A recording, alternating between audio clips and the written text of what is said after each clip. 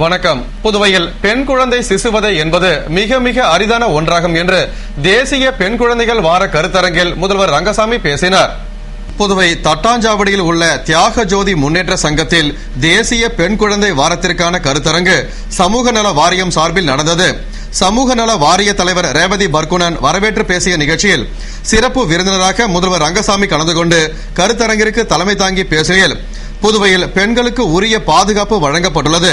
எல்லா துறைகளிலும் புதுவை ஒரு முன்னோடி மாநிலமாக திகழ்வது போன்று பெண் குழந்தைகளின் கல்வியில் 100% குறியீட்டை எட்டியுள்ளது.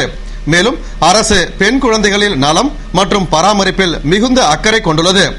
அரசு மற்றும் தனியார் மருத்துவமனைகளில் ஸ்கேன் மூலம் பெண் சிசுவை அறிந்து கொண்டு கருக்கலைப்பு செய்வது தடை செய்யப்பட்டுள்ளது. மேலும் பெண் குழந்தை சிசுவதை, பாலியல் வன்கொடுமை போன்ற பெண்களுக்கு எதிரான வன்முறை புதுவையில் மிக மிக அரிதான ஒன்று என்றார். தொடர்ந்து என்ஆர் காங்கிரஸ் கட்சி துவங்கியவுடன் தேர்தலை சந்திக்க வேண்டியிருந்ததால் சட்டமன்ற உறுப்பினர் வேட்பாளராக பெண்களை நிறுத்த முடியாத நிலை ஏற்பட்டது. வரும் சட்டமன்ற தேர்தலில் பெண்களுக்கு வாய்ப்பு வழங்கப்படும் என்று பேசினார். பெண்களை வேலையில் அமர்த்திக் கொள்வது என்பது பெரிய நிறுவனங்களால் நிறுவனங்கள் ஒன்றாக இருப்பதை பார்க்கலாம். காரணம் என்னன்னா, பொறுப்பை உணர்ந்து அவர்கள் தங்களுடைய பணி செய்து கொண்டிருக்கிறார்கள். வேலை நாள் பார்த்தாலும் வேலையை கொடுத்தா செய்து முடிக்கிற பெண்கள் கட்டி அந்த வேலையை கொடுத்தாலும் பொறுப்போடு முடிச்சு கொடுப்பாங்க அப்படின்ற ஒரு நம்பிக்கை இருக்கின்றது. அதனால நிறைய பெண்கள் இப்பொழுது பல தனியார் நிறுவனங்கள் வேலைக்கு செல்வதை நம்ம பார்க்கிறோம். அது காரணம் அந்த ஒரு நம்பிக்கை, பொறுப்போடு பணியாற்றும் நம்பிக்கை. ஏன் சொன்ன குடும்பத்துக்கு பொறுப்பை உணர்ந்தவர்கள் பெண்கள், அந்த பொறுப்போடு குடும்பத்தை கட்டி காக்கிறவர்கள் பெண்கள். அது அவங்களுக்கு பொறுப்பு அதிகம். அந்த பொறுப்பை நாம் நிறைவேற்ற வேண்டும் என்ற ஒரு எண்ணம் அவர்களுக்கு மேலோங்கி இருப்பதை நாம் பார்க்கிறோம். அப்படி பார்க்கும் பொழுது பெண் அந்த கல்வி குழந்தைகளுக்கு, பெண் குழந்தைகளை நல்ல கல்வி கொடுப்பது மிக அவசியமான ஒன்று. புதுச்சேரி பொறுத்த வரைக்கும் அதாவது குழந்தை, அந்த பெண் குழந்தை என்ற கருவை கண்டறிந்து அந்த அழிக்கிற நிலை, அதாவது சொல்லுவாங்கல்ல, அது மாதிரி புதுச்சேரிக்கு எந்த ஒரு மருத்துவமனையாக இருந்தாலும் சரி, எந்த ஒரு தனியார் மருத்துவமனையாக இருந்தாலும் சரி, எந்த ஒரு நிலையிலும் அந்த நிலை இருக்கக்கூடாது. அதாவது கல்வி கண்டுபிடிப்பது, பெண் குழந்தையை கண்டுபிடிப்பது, அதனால அதை ஏற்படுகின்ற அந்த பெண் குழந்தையை தெரிந்து அவர்கள் அவார்டு செய்து கொண்டு சொல்லுவாங்க. அது மாதிரி இருக்கக்கூடாது என்பது அரசாங்கத்தை மிகுந்த கவனம் எடுத்து எல்லோருக்கும் அறிவுறுத்தியிருக்கிறது. மருத்துவமனையும் சரி, தனியார் மருத்துவமனையும் சரி அறிவுறுத்தி இருக்கிறது.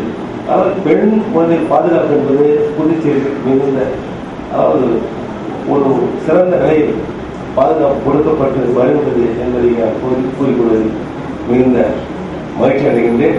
அவர் பெண்களுக்கான கல்வியை சிறந்த முறையில் கொடுப்பதற்கும் அரசாங்க நடவடிக்கை எடுப்பது கட்சி தொடங்கப்பட்டு தேர்ந்தெடுக்கும் போது கூட எங்களுக்கு அது ஒரு எண்ணம் இருந்தது.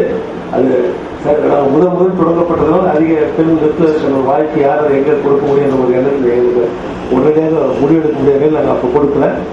எதிர்காலத்தில் பெண்களுக்குரிய சட்டமன்ற தேர்தலுக்குரிய ஒரு பணியை கட்சி கொடுப்போம் நிச்சயமா என்பதை இங்கே நான் கூறிக்கொள்கின்றேன். தொடர்ந்து சட்டமன்ற உறுப்பினர் அசோக் ஆனந்த், வாரிய தலைவர் வேல்முருகன் ஆகியோர் வாழ்த்துரை வழங்கினர். நிறைவில் நல அலுவலர் வித்யாராணி நன்றி கூறினார். புதுவை அரியாங்குப்பம் புதிய பாலத்தை திறக்க இடையூறாக இருந்த 100 குடிசைகள் பலத்த போலீஸ் பாதுகாப்புடன் அதிரடியாக அகற்றப்பட்டன. புதுவை அரியாங்குப்பம் கடலூர் சாலையில் போக்குவரத்து நெரிசலை குறைக்க புதிய பாலம் கட்டப்பட்டு பாலத்தின் பணிகள் முடிவடைந்தும் போக்குவரத்து இணைப்புக்கு இடையூறாக இருந்த 100க்கும் மேற்பட்ட குடிசைகளை அகற்றுவதில் அரசுக்கு சிக்கல் ஏற்பட்டதால் பாலத்தை திறப்பதில் தாமதம் ஏற்பட்டது. இந்நிலையில் அவர்களுக்கு தானாம்பாளையத்தில் இடம் ஒதுக்கி வீடு கட்டவும் அரசு சார்பில் உதவித்தொகை வழங்கப்பட்டது. இதனையடுத்து அவர்கள் இடத்தை காலி செய்ய உத்தரவு பிறப்பித்த அதிகாரிகள் 4 பொக்லைன் இயந்திரம் மூலம் குடிசை மற்றும் ஓட்டு வீடுகளை இடித்து தரைமட்டம் ஆக்கினர்.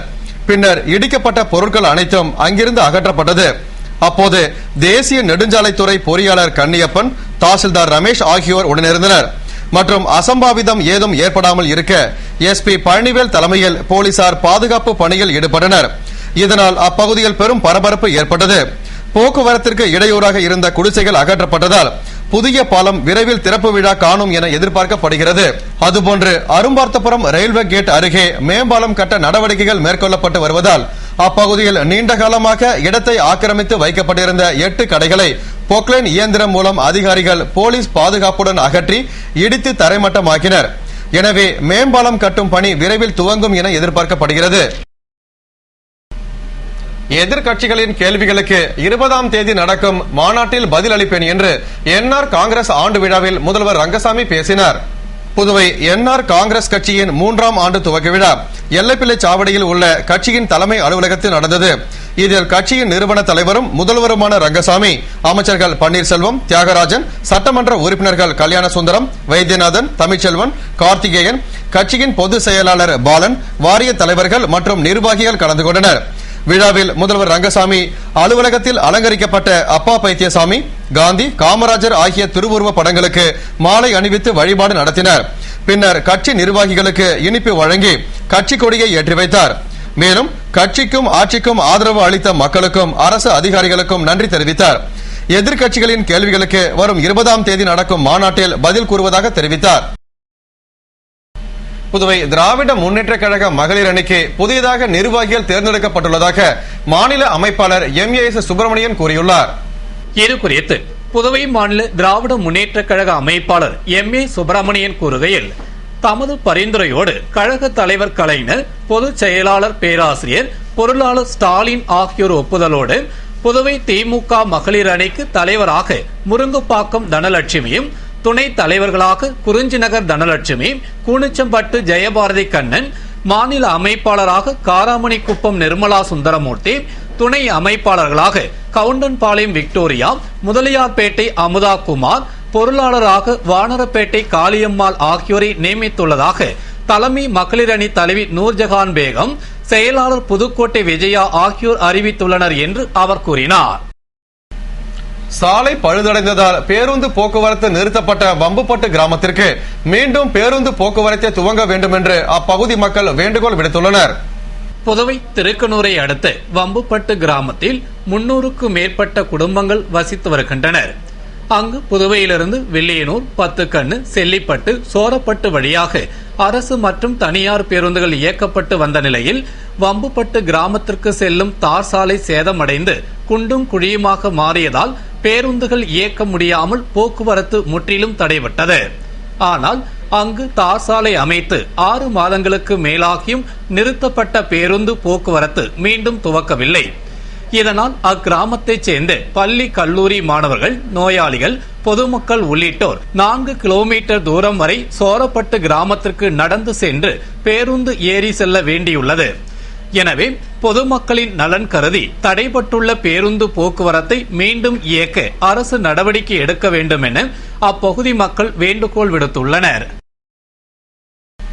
புதுவை மாநில சமூக நல வாரியம் சார்பில் நடந்த தேசிய பெண் குழந்தைகள் வார விழிப்புணர்வு ஊர்வலத்தை மத்திய சமூக நல வாரிய தலைவர் டாக்டர் பிரேமா கரியப்பா துவக்கி வைத்தார். புதுவை மாநில சமூக நல வாரியம் சார்பில் பெண்களுக்கிடையே விழிப்புணர்வை ஏற்படுத்தும் வகையில் அவ்வப்போது கருத்தரங்குகள், புத்தறிவு பயிற்சி முகாம், தொழில் முனைவோருக்கான கண்காட்சிகள் நடத்தப்பட்டு வருகிறது. அதுபோன்று மத்திய சமூக நல வாரியத்தின் அறிவுறுத்தலின்படி தேசிய குழந்தைகள் வாரத்தை கடந்த மாதம் கொண்டாடிய சமூக நல வாரியம் சார்பில் அதன் தொடர்ச்சியாக தன்னார்வ பிரதிநிதிகள் மற்றும் கல்லூரி மாணவிகள் பங்கு கொள்ளும் விழிப்புணர்வு ஊர்வலம் நடந்தது.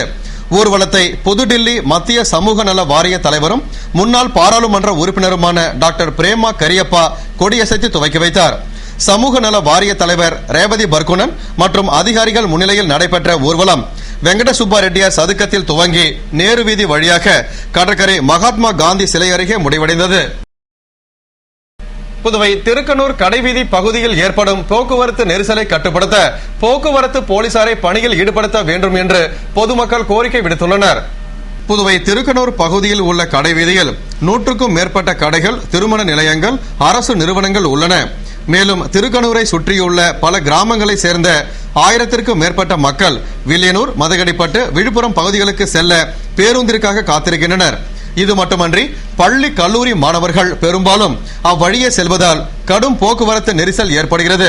மேலும் விபத்து நேரங்களில் வில்லியனூர் போலீசார் வந்து சரி செய்வதற்குள் போக்குவரத்து கடுமையாக பாதிக்கப்பட்டு பள்ளிக்கு செல்லும் மாணவர்கள் மற்றும் வேலைக்கு செல்லும் மக்கள் அவதி அடைகின்றனர். எனவே திருக்கனூர் கடைவீதியில் காலை மற்றும் மாலை நேரங்களில் ஏற்படும் போக்குவரத்து நெரிசலை கட்டுப்படுத்த போக்குவரத்து போலீசாரை பணியில் ஈடுபடுத்த நடவடிக்கை எடுக்க வேண்டும் என்று பொதுமக்கள் கோரிக்கை விடுத்துள்ளனர். புதுவை அரியாங்குப்பம் கொம்யூனில் வீட்டு வரி வசூல் சிறப்பு முகாம் நடைபெற உள்ளதாக ஆணையர் விஜயபாலன் தெரிவித்துள்ளார். இது தொடர்பாக அரியாங்குப்பம் கொம்யூன் பஞ்சாயத்து ஆணையர் விஜயபாலன் வெளியிட்டுள்ள செய்திக்குறிப்பில், அரியாங்குப்பம் கொம்யூன் பஞ்சாயத்திற்கு உட்பட்ட 11 கிராம பஞ்சாயத்துகளில் வீட்டு வரி வசூல் சிறப்பு முகாம் நடைபெற உள்ளது.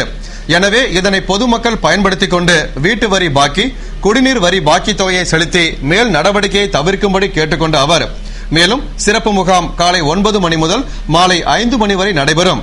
தவளக்குப்பம், அரியாங்குப்பம் பகுதிகளுக்கு வரும் 11ஆம் தேதி முதல் 16ஆம் தேதி வரையிலும், அரியாங்குப்பம் அபிஷேகப்பாக்கத்திற்கு 18ஆம் தேதி முதல் 23ஆம் தேதி வரையிலும், மணவெளி TN பாளையம் பகுதிக்கு 25ஆம் தேதி முதல் மார்ச் 2ஆம் தேதி வரையிலும், காக்கையன் தோப்பு பூரணாங்குப்பத்திற்கு மார்ச் 4ஆம் முதல் 9ஆம் தேதி வரையிலும், வீராம்பட்டினம் நல்லவாடு பகுதிகளுக்கு மார்ச் 11 முதல் 16 தேதி வரையிலும், ஆண்டியார்பாளையம் தவளக்குப்பம் பகுதிக்கு மார்ச் 18 முதல் 23ஆம் தேதி வரை முகாம்கள் நடக்கும் என்றும், இந்த வாய்ப்பினை பொதுமக்கள் பயன்படுத்திக் கொள்ள வேண்டும் என்று குறிப்பிடப்பட்டிருந்தது. இத்துடன் செய்திகள் நிறைவடைந்தன. வணக்கம்.